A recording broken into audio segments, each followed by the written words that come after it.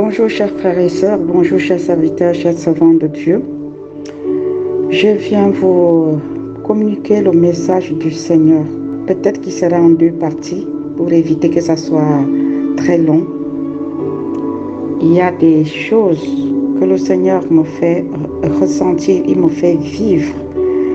Et ensuite, il m'ordonne parce que c'est un ordre, parce qu'il dit « va leur dire ». Il m'a fait ressentir sa douleur pour l'Église par rapport à la désobéissance, par rapport à l'insoumission de l'Église, par rapport à tout ce qui se passe contre sa volonté et que ses propres enfants que nous sommes en train de pratiquer.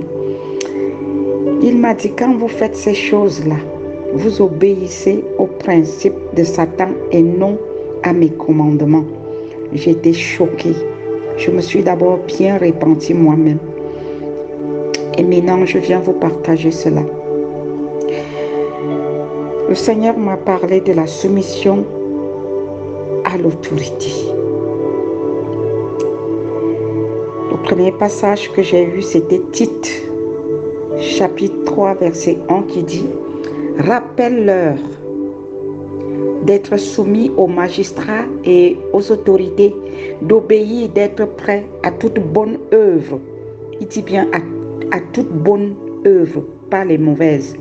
De ne médire de personne, d'être pacifique, modéré, plein de douceur envers tous les hommes.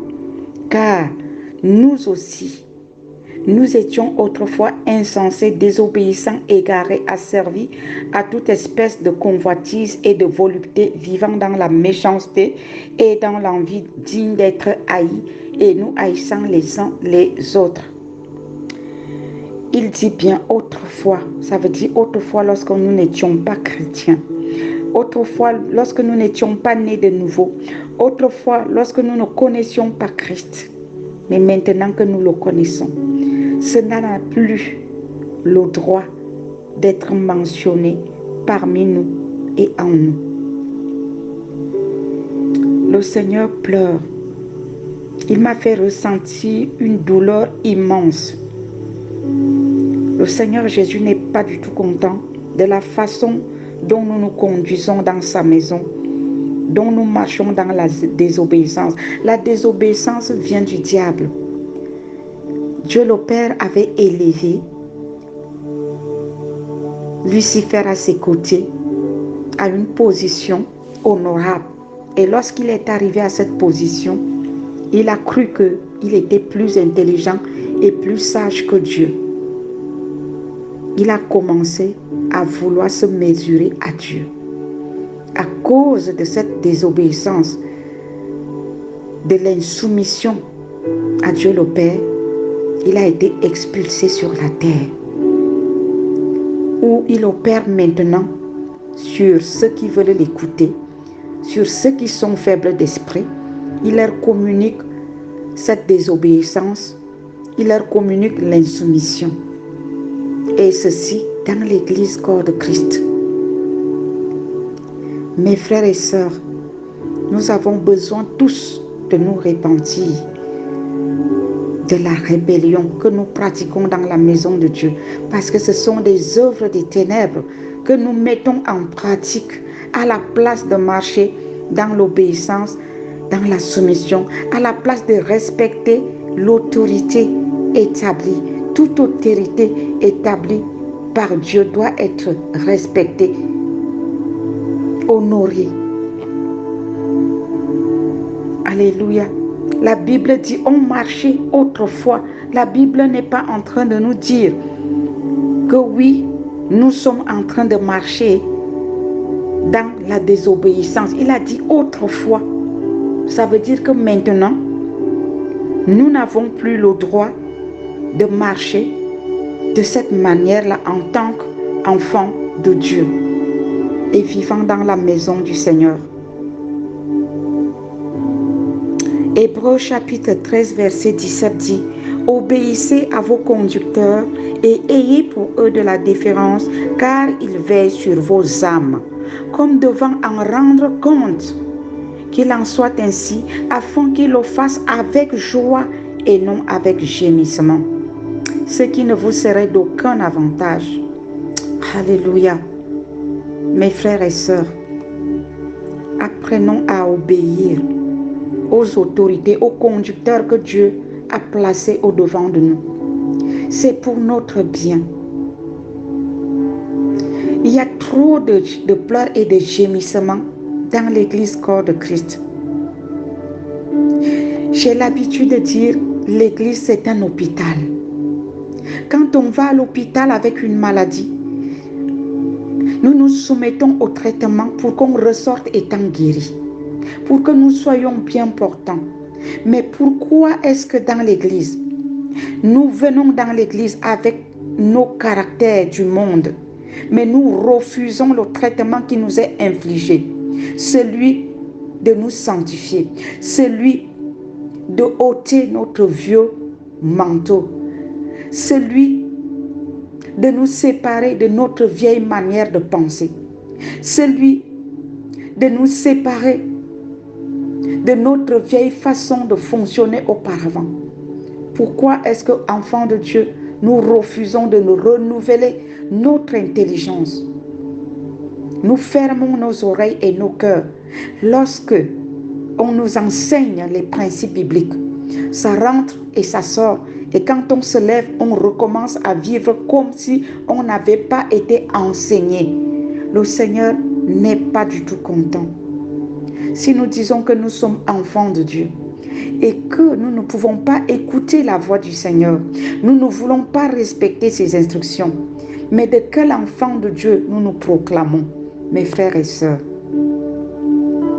De quel enfant de Dieu, de quelle conversion sommes-nous? Est-ce que nous sommes convertis pour servir les principes du diable, ou alors nous nous convertissons pour servir Dieu selon ses principes? Nous donnons beaucoup de peine à nos conducteurs. Les conducteurs, ce n'est pas que les pasteurs. Il y a les conducteurs de département. Vous pouvez conduire un département. Ça peut être le département de l'adoration, de la louange, le département du nettoyage de l'église, le département des huissiers, des conseillers, le département de l'intercession. Il y a plein de départements dans une église. Vous êtes chef de département, mais lorsque vous donnez une instruction, personne ne vous écoute.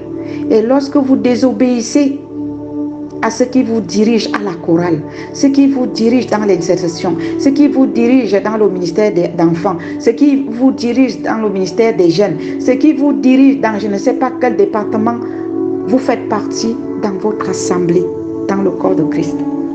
Quand vous refusez de les écouter, est-ce que vous pensez que c'est à eux que vous désobéissez? Mais non, vous désobéissez à la personne qui les a établis. Car la Bible nous dit, je vais d'ailleurs lire ce passage qui se trouve dans Romains, je crois que c'est Romains 13, la Bible nous dit dans ce passage-là que toute autorité est établie par Dieu lui-même. Et si l'autorité a été déléguée à un conducteur dans un département et que nous lui obéissons, nous obéissons à qui? Nous obéissons à Dieu le Père, au nom de son Fils Seigneur Jésus. Nous approuvons la présence du Saint-Esprit à nos côtés qui apporte des instructions à travers la bouche de ses serviteurs et servantes, des conducteurs des départements. Mais lorsque nous désobéissons, nous méprisons, nous contredisons ce que les autres font. C'est Dieu que nous sommes en train de résister. Chers frères et sœurs, il est temps qu'on renonce à cette attitude. Nous donnons beaucoup de peine à nos conducteurs, mais ces conducteurs, la Bible dit que nous devons avoir pour eux de la déférence, c'est-à-dire du respect, de l'amour, car ils Il veille sur vos âmes comme devant en rendre compte. S'ils vous dirigent mal, ils rendent compte à Dieu. S'ils vous négligent, ils rendent compte à Dieu. Les conducteurs des départements, des leaders dans le corps de Christ ne doivent pas seulement être leaders juste pour prier pour vous. Quand il faut prier pour vous, ils sont vos leaders, ils sont vos responsables, ils sont bons. Mais quand il faut les obéir, il faut leur obéir, ben du coup, ils ne sont plus vos leaders, ils deviennent vos essuie-pieds. Chers frères et sœurs, c'est une attitude qui déplaît au Seigneur. Répentons-nous.